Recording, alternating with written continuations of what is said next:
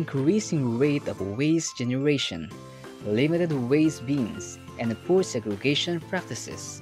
These are some of the challenges faced by Sibul Elementary School at Rani, Bataan. Christian Lagman, nagtuturo sa grade 3 sa Sibul Elementary School. Hindi sila nakakapag-segregate ng maayos. Tapunan pa lang ng basura, walang nakalagay kung sa nabubulok ba, hindi nabubulok, or recyclable. Halo-halo lang.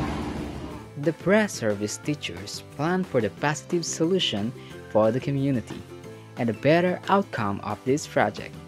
They make a storybook that could help them deliver the environmental knowledge and awareness to the students, together with the Sangguniang Kabataan ng Sibul or the youth government of the community, perform a 3-day tutorial for grade 3 students.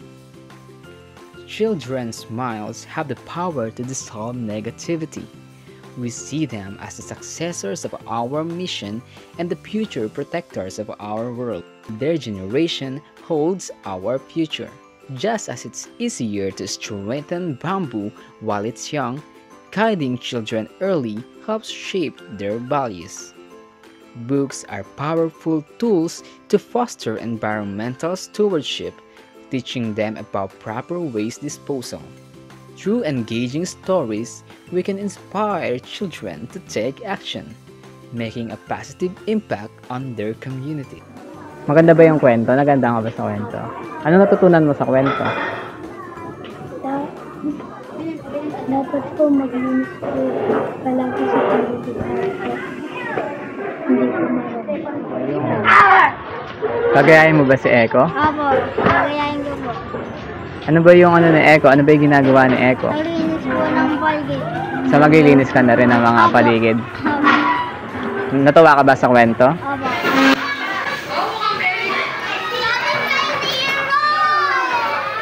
Together with the Sangguniang Kabataan Chairman, I am Melania Miranda. I am Erica Tumalta.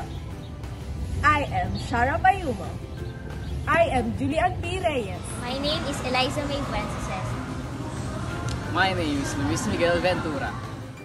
and we are the Group 7 of PS Ed 3 Science.